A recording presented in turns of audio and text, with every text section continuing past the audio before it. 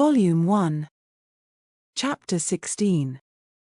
The hair was curled, and the maid sent away, and Emma sat down to think and be miserable. It was a wretched business indeed. Such an overthrow of everything she had been wishing for. Such a development of everything most unwelcome. Such a blow for Harriet. That was the worst of all. Every part of it brought pain and humiliation, of some sort or other. But, compared with the evil to Harriet, all was light, and she would gladly have submitted to feel yet more mistaken, more in error, more disgraced by misjudgment, than she actually was, could the effects of her blunders have been confined to herself. If I had not persuaded Harriet into liking the man, I could have borne anything. He might have doubled his presumption to me, but poor Harriet! How she could have been so deceived! He protested that he had never thought seriously of Harriet, never. She looked back as well as she could, but it was all confusion. She had taken up the idea, she supposed, and made everything bend to it. His manners, however, must have been unmarked, wavering, dubious, or she could not have been so misled. The picture!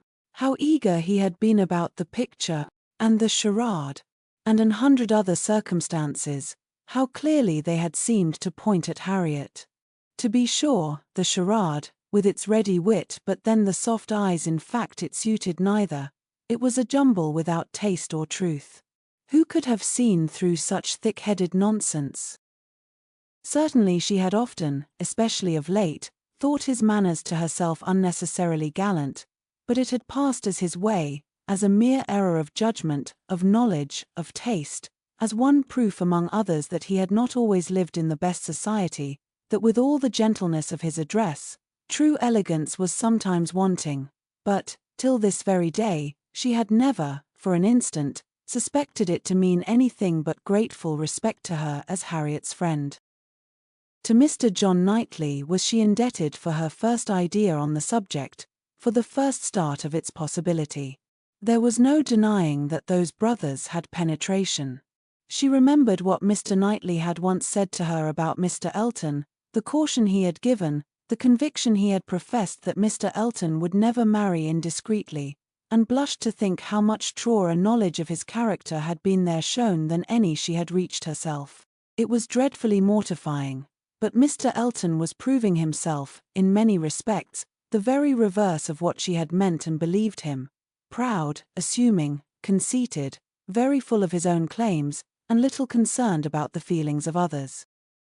Contrary to the usual course of things, Mr. Elton's wanting to pay his addresses to her had sunk him in her opinion. His professions and his proposals did him no service. She thought nothing of his attachment, and was insulted by his hopes.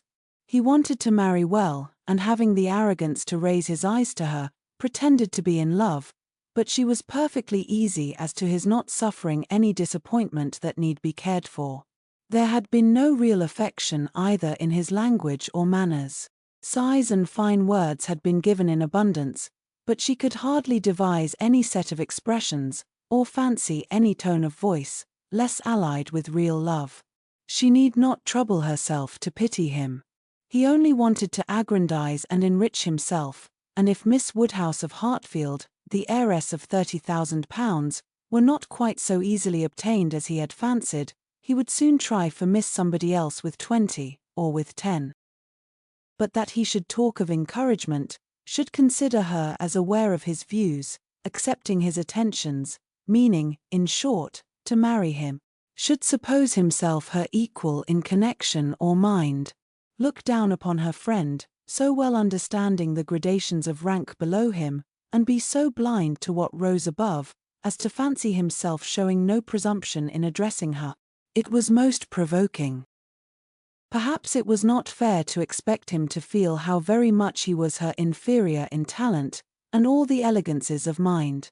The very want of such equality might prevent his perception of it, but he must know that in fortune and consequence she was greatly his superior. He must know that the Woodhouses had been settled for several generations at Hartfield, the younger branch of a very ancient family, and that the Eltons were nobody.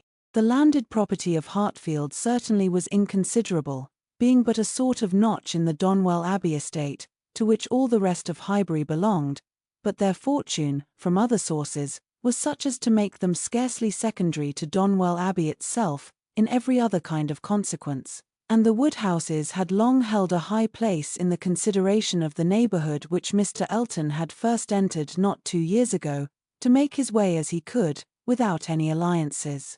But in trade, or anything to recommend him to notice but his situation and his civility. But he had fancied her in love with him, that evidently must have been his dependence, and after raving a little about the seeming incongruity of gentle manners and a conceited head, Emma was obliged in common honesty to stop and admit that her own behaviour to him had been so complaisant and obliging, so full of courtesy and attention, as, supposing her real motive unperceived, might warrant a man of ordinary observation and delicacy, like Mr. Elton, in fancying himself a very decided favourite.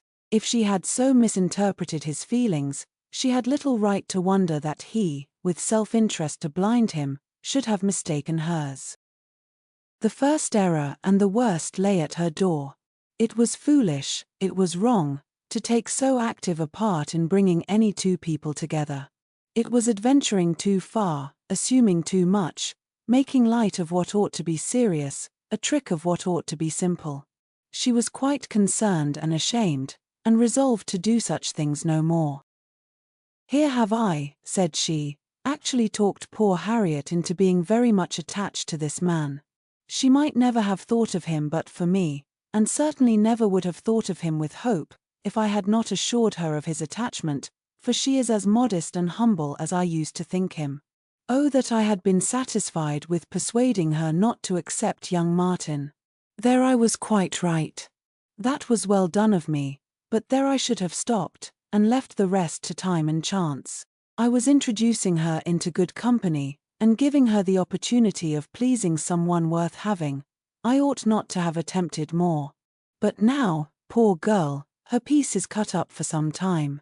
I have been but half a friend to her, and if she were not to feel this disappointment so very much, I am sure I have not an idea of anybody else who would be at all desirable for her. William Cox, oh no, I could not endure William Cox, a pert young lawyer." She stopped to blush and laugh at her own relapse, and then resumed a more serious, more dispiriting cogitation upon what had been, and might be, and must be, the distressing explanation she had to make to Harriet, and all that poor Harriet would be suffering, with the awkwardness of future meetings, the difficulties of continuing or discontinuing the acquaintance, of subduing feelings, concealing resentment, and avoiding éclat, were enough to occupy her in most unmirthful reflections some time longer, and she went to bed at last with nothing settled but the conviction of her having blundered most dreadfully.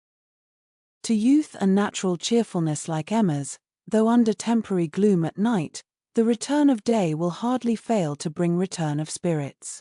The youth and cheerfulness of morning are in happy analogy, and of powerful operation, and if the distress be not poignant enough to keep the eyes unclosed, they will be sure to open to sensations of softened pain and brighter hope.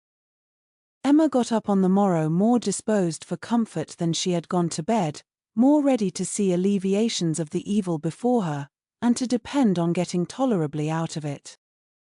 It was a great consolation that Mr. Elton should not be really in love with her, or so particularly amiable as to make it shocking to disappoint him, that Harriet's nature should not be of that superior sort in which the feelings are most acute and retentive, and that there could be no necessity for anybody's knowing what had passed except the three principals, and especially for her father's being given a moment's uneasiness about it.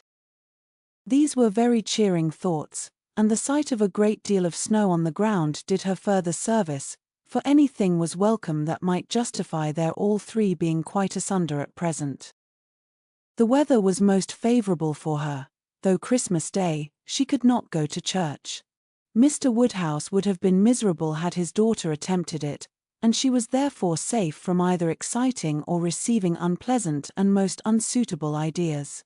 The ground covered with snow, and the atmosphere in that unsettled state between frost and thaw, which is of all others the most unfriendly for exercise, every morning beginning in rain or snow, and every evening setting in to freeze, She was for many days a most honourable prisoner. No intercourse with Harriet possible but by note, no church for her on Sunday any more than on Christmas Day, and no need to find excuses for Mr. Elton's absenting himself.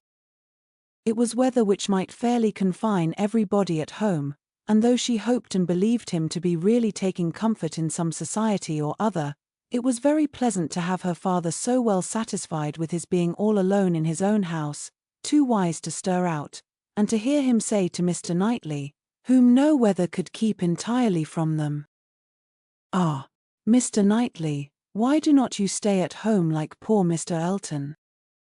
These days of confinement would have been, but for her private perplexities, remarkably comfortable, as such seclusion exactly suited her brother, whose feelings must always be of great importance to his companions, and he had, besides, so thoroughly cleared off his ill humour at Randalls, that his amiableness never failed him during the rest of his stay at Hartfield.